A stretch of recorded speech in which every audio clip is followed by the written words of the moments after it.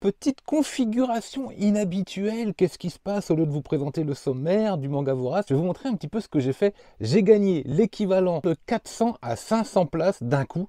Comment j'ai fait? Je vous montre ma petite astuce. Hop, alors là je me suis retourné, vous voyez en fait j'ai des grandes cases où je rangeais principalement les jeux de société. Et en fait j'ai placé des mangas en colonne comme ça, par exemple les One Piece, tous les One Piece sont là. Et à cet endroit-là, avant il y avait les jeux de société qui hop, sont passés justement ici et au-dessus l'habituel Mangatech avec les volumes plutôt seinen, les arts noirs, Imacho, les gros formats avec pas mal de place. Là qu'est-ce qu'il y avait? Bah en fait il y avait les DVD. Alors vous allez me dire mais ouais mais qu'est-ce que tu as fait des DVD? Et ben c'est là l'astuce. Qu'est-ce que j'ai fait des DVD? Je les ai pas achetés, sauf que j'ai supprimé les boîtiers. J'ai acheté des petites pochettes comme ça où je les ai mis et donc je me retrouve avec une épaisseur ultra fine pour les DVD. Voici donc une caisse où je les range et là il y a je sais plus combien, quasiment 200 DVD en fait pour rien du tout au niveau place. Allez, ce coup-ci j'ai envie de dire générique.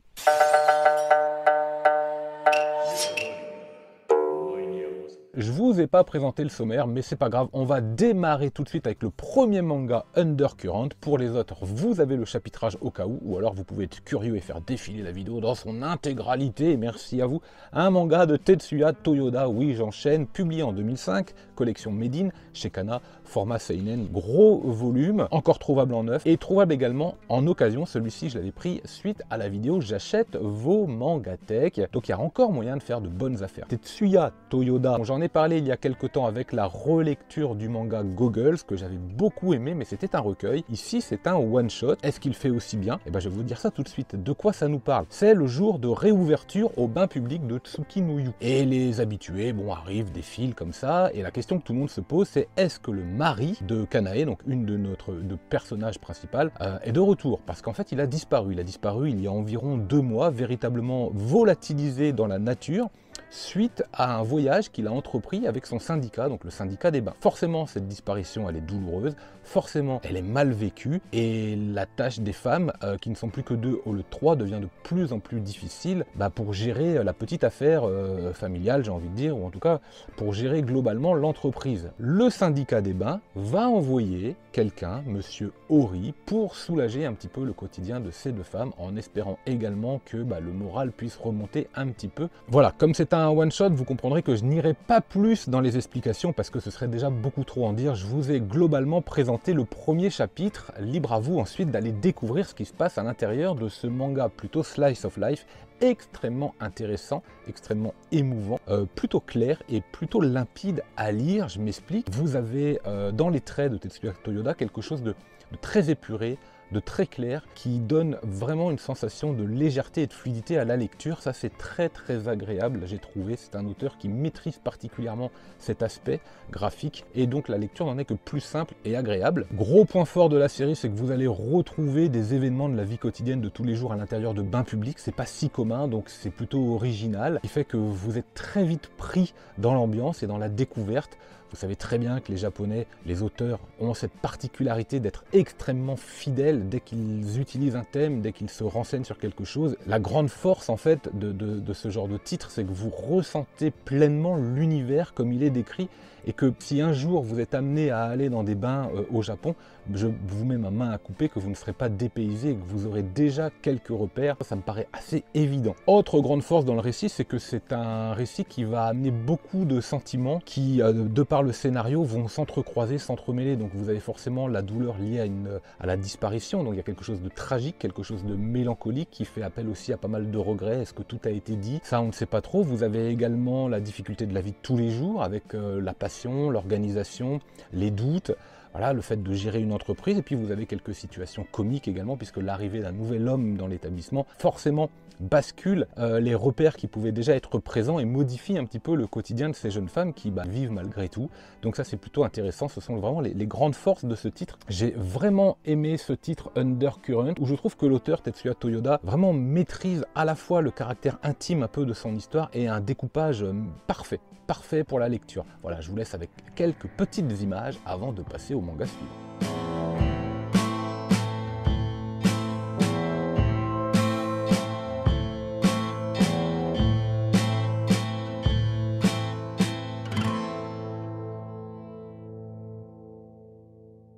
Alors on enchaîne ensuite, micro à la main, parce que j'ai plus de batterie, donc vous voyez le petit fil oblige, je suis bien obligé de m'adapter. Désolé, c'est pas ce qu'il y a de mieux, mais enfin bon, c'est comme ça. Avec Ayashimon, nouveauté du mois d'avril en 3 tomes, chez Crunchyroll par Yuji Kaku. Yuji Kaku qui est l'auteur de Hell's Paradise, un manga en 13 tomes, une série courte également, qui était plutôt noire, plutôt dark, avec un trait qui n'était pas sans rappeler dans le style et dans l'ambiance certains passages de Yu Yu Hakusho, même d'Hunter x Hunter, dans ce qu'il y a de plus noir chez Togashi. Et j'avais beaucoup aimé, hein, j'avais vraiment apprécié ce titre, donc j'avais envie, même si c'est une série courte et que les séries courtes en général, surtout dans un genre plutôt shonen, je me méfie parce que je pense que c'est ni fait ni à faire, mais j'avais quand même envie de faire confiance à l'auteur. Au niveau édition, il n'y a rien à dire, hein, c'est du Crunchyroll tout à fait classique avec un format tout à fait classique, passant. Mais de quoi ça va nous parler? Eh bien tout simplement d'une guerre des gangs chez les Yakuza, puisque un chef de gang est décédé, et il se trouve que notre héroïne ici serait une fille illégitime. Bon, elle va faire la rencontre de Maruo, le jeune garçon héros également, présent sur la cover. Alors lui, il est très très fort et il est passionné de manga. Et l'un ne va pas sans l'autre. Il adore les mangas et autant il adore les mangas, autant il est aussi fort que ça. Il se croit, il se prend pour un personnage de Sangoku, Naruto, de ce que vous voulez. Il possède une force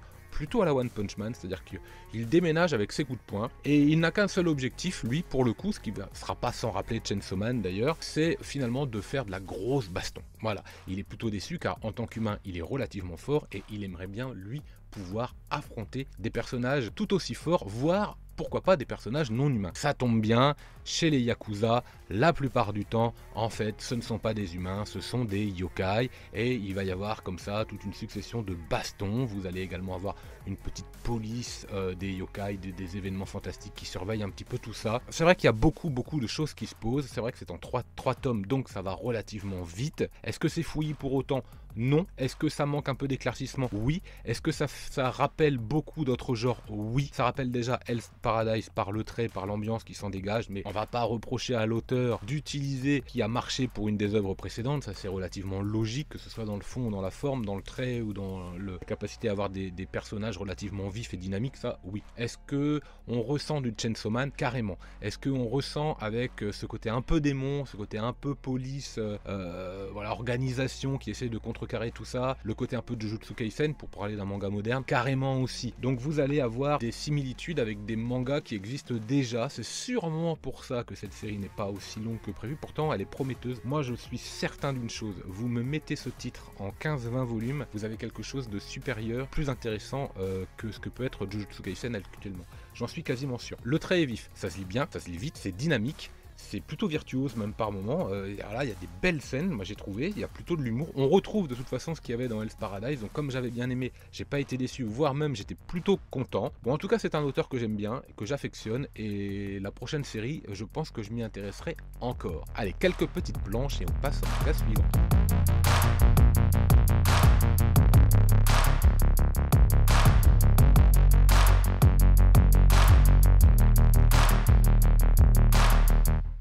On va attaquer un manga qui plaît énormément à Jérôme JDMP. Énormément, il en a fait la pub, il en a fait la pub, il en a fait la pub, à tel point que j'ai fini par craquer et découvrir le tome 1, puisque actuellement tous les tomes sont disponibles. Et j'ai peut-être fait une très bonne affaire, on verra ça lors du prochain achat manga. Liar Game, tome 1, alors ça c'est un tome que j'avais trouvé d'occasion, hein. Donc il a le logo de juste Tonkam. De quoi ça va nous parler? C'est un manga de Shinobu Keitani. Et c'est un manga qui va placer des jeux façon Alice in Borderland, par exemple, mais plutôt d'ordre psychologique. On n'aura pas, en tout cas j'ai lu que le tome 1, mais a priori on ne devrait pas avoir toute la violence. C'est vraiment un jeu d'ordre psychologique où on est un peu à poker menteur et il va falloir deviner un petit peu ce qui se passe dans la tête des autres, anticiper ce qu'ils ont pu penser dans notre tête, et puis bon bref, chacun va y aller à coup de rebondissement, c'est un petit peu ce que je suppose. Il se trouve que vous avez une organisation mystérieuse qui vous envoie un mail ou un courrier, je sais plus trop quoi, vous disant que voilà, il y a une belle somme d'argent et que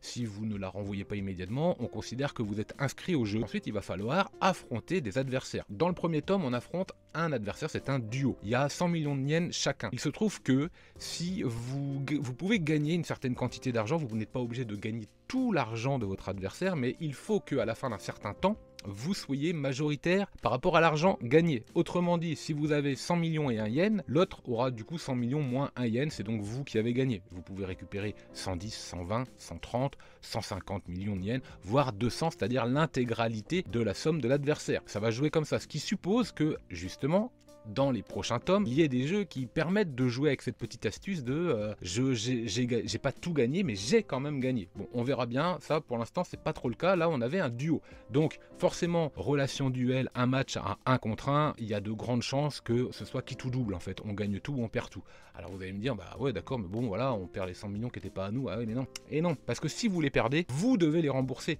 À la fin du jeu, toc toc toc, l'organisation vient toquer à votre porte et vous devez rembourser immédiatement, sous peine de grosses déconvenues. En revanche, si vous avez gagné les 100 millions, vous vous retrouvez avec 200 millions, vous êtes obligé de rendre les 100 millions que vous deviez, mais vous avez de nouveau 100 millions et le jeu continue. Donc vous avez tout intérêt quand vous gagnez, quand même gagner pas mal d'argent. Finalement, si vous arrivez avec une petite mise, il va falloir être extrêmement malin pour battre quelqu'un qui aurait 2, 3, 4 ou 5 fois plus que vous, bah bien sûr. Donc très intéressant, j'ai trouvé ça plutôt malin et je vous ai dit, j'ai peut-être fait une très bonne affaire. Il y a des fortes chances qu'on en reparle très bientôt parce que j'ai beaucoup aimé ce petit jeu psychologique. Un grand merci à Jérôme JDMP. T'as bien fait de bassiner encore et encore et encore. Que moi j'ai craqué et j'ai bien aimé. Pourquoi je n'avais pas craqué avant? Et bah parce que le style graphique me rebutait un petit peu. Je trouvais pas les covers faux folles et à l'intérieur, bon c'est le premier tome, il y a quelques ratés. Je trouve qu'il y a quelques ratés, notamment de perspective ou de proportion, mais pas plus que ça non plus. Ça passe et je pense que le dessin s'améliore de tome en tome. Je vais pas donner des leçons de dessin hein, bien sûr, mais je donne un petit peu mes impressions. Ça reste assez blanc également, il n'y a pas trop de décor, mais c'est pas si grave puisque c'est un manga psychologique. Actuellement, si vous n'avez pas envie de vous lancer dans cette série, mais que vous avez envie d'avoir des mangas de jeux comme ça, de psychologique, vous avez évidemment Trial and Game où il n'y a que 3 tomes parus. C'est un titre que je recommande, mais oui.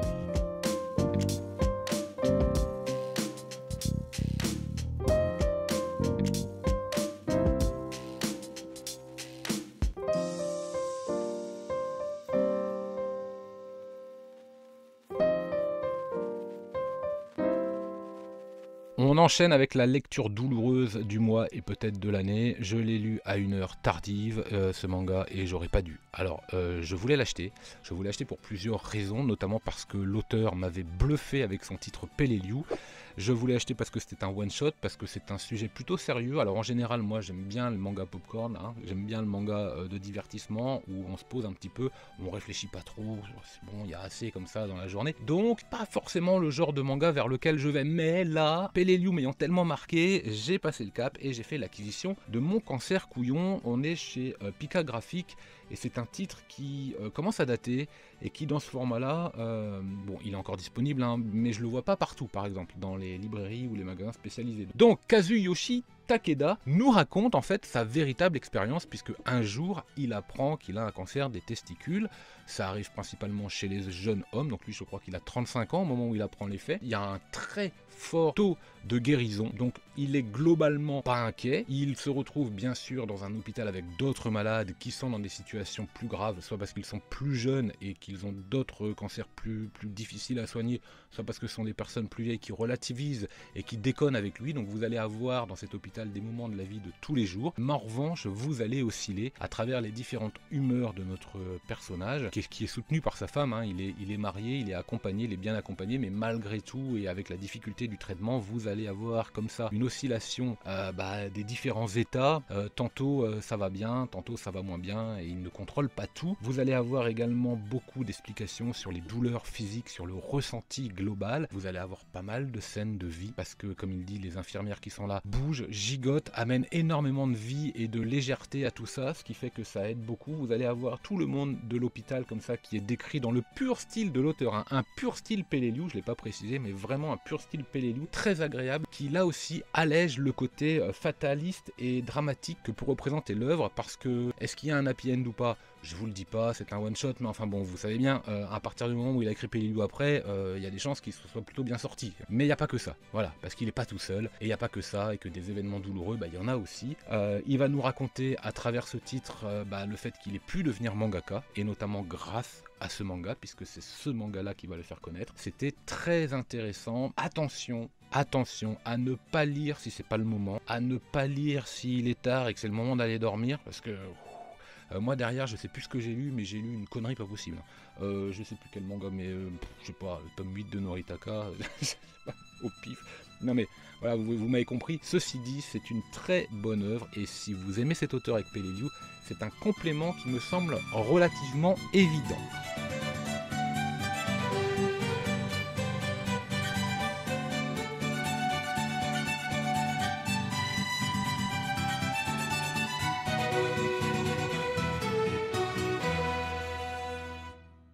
Et dernier manga présenté aujourd'hui, je vous l'ai dit, je suis définitivement réconcilié avec Nueve Graphics. Mais oui, parce que après on l'a fait, j'ai fait l'acquisition et la lecture du tome 1 de Nous irons manger du crabe, et c'est une vraie réussite là aussi. Alors attention, ça démarre, c'est pas gai.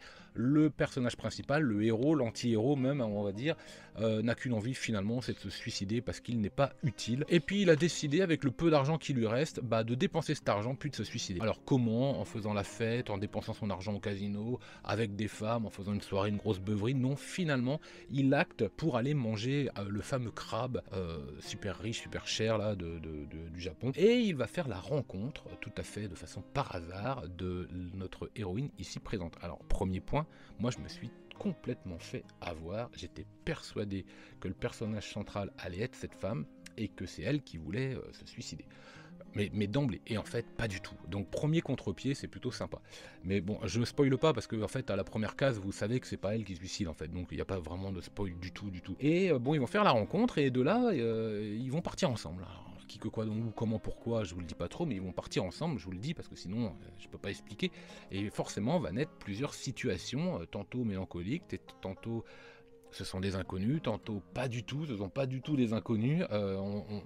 Ils ont une drôle de relation, on ne sait pas trop ce qu'elle veut, elle, on ne sait pas trop ce qu'elle fuit, on ne sait pas trop qui elle est, et lui dans tout ça il est un petit peu perdu, c'est-à-dire que autant il pourrait en profiter, qu'il n'y arrive pas forcément, ou alors qu'il y arrive complètement. Bref, il y a plein de choses qui se passent, la relation elle est assez étrange, et c'est ça qui est savoureux. Si ça doit se passer comme c'est annoncé, c'est pas gai, on va aller au bout, mais entre le point de départ et le point d'arrivée, il va se passer plein de petits événements de la vie de tous les jours, avec une relation qui est en train de naître, une relation qui est quand même très étrange mais qui est quand même en train de naître, et il va se passer des choses. Est-ce que finalement le final va bien avoir lieu?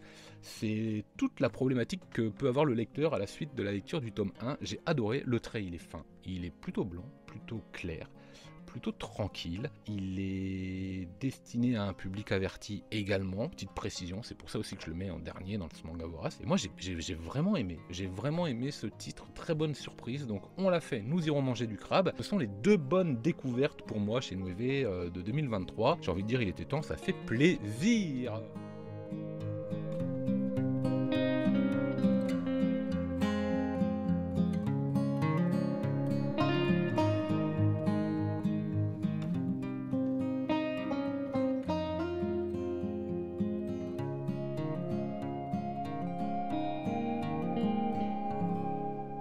Et écoutez, voilà, c'est déjà la fin de ce manga vorace. J'espère que vous avez passé un bon moment. Moi oui, comme d'habitude, je dois bien vous le dire. Merci à tous ceux et toutes celles d'entre vous qui restez fidèles à la chaîne, qui vous abonnez, ça fait extrêmement plaisir. Et justement, on continue, rendez-vous vendredi prochain pour le top manga vorace. D'ici là, lisez plein de mangas, et moi je vous dis... Manga!